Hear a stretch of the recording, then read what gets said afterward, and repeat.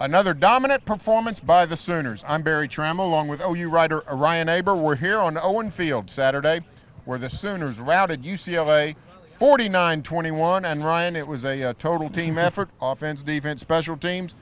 But let's start with CeeDee Lamb. Rodney Anderson goes out at the end of the first quarter.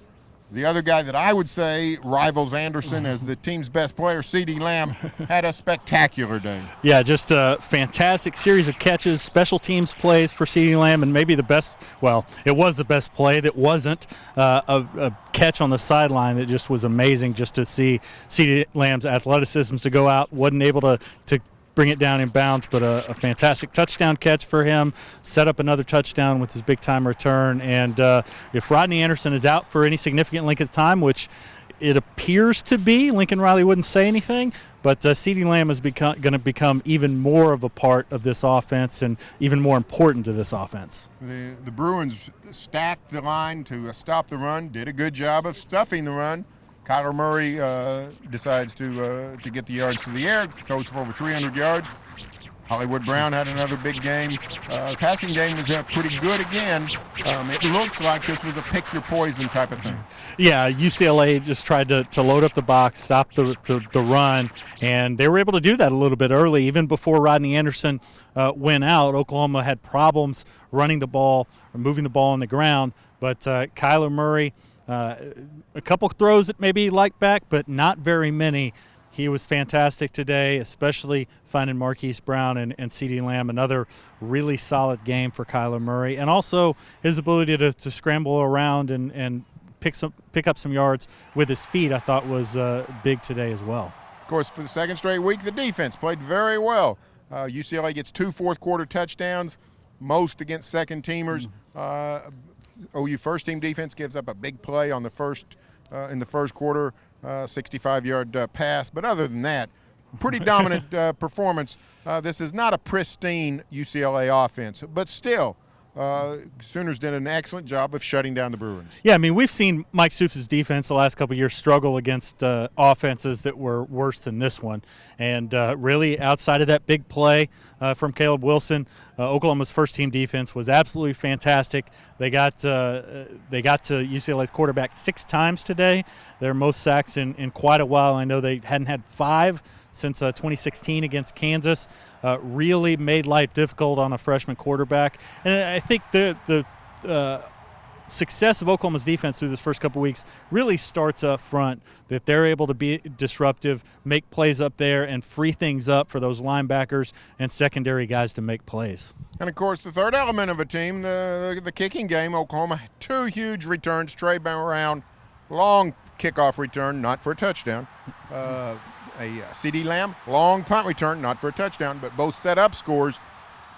Lincoln Riley clearly has put a renewed emphasis on the kicking game. Yeah, but as much as he talks about, well, there was so much on Jay Boulware's plate the last couple of years, it's pretty clear that Shane Beamer has made a big impact on this special teams group. That was one of the points of emphasis when they brought Beamer on board as another assistant, and it's clear that that's paid off with what Beamer and Boulware have done together in that group. Let's go to the OU interview room, see what the Sooners had to say. Very proud of our defense, the way they played. Offensively, we weren't quite our best, weren't super sharp. UCLA was certainly had something to do with that, and had some chances to separate a little bit more there in the first half that we couldn't do it.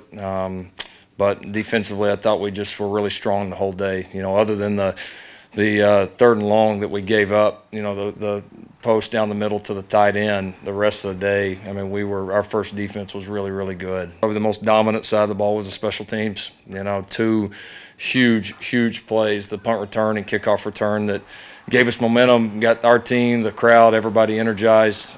So we continue to make some strides there, make some big plays. So, injury-wise, we'll see on Rodney. Don't have anything definitive, so we're going to hope for the best, and we'll get some official word on it and see where he's at. I was proud of CeeDee. We didn't start CeeDee, not really because of anything negative he did. We just thought A.D. Miller practiced better.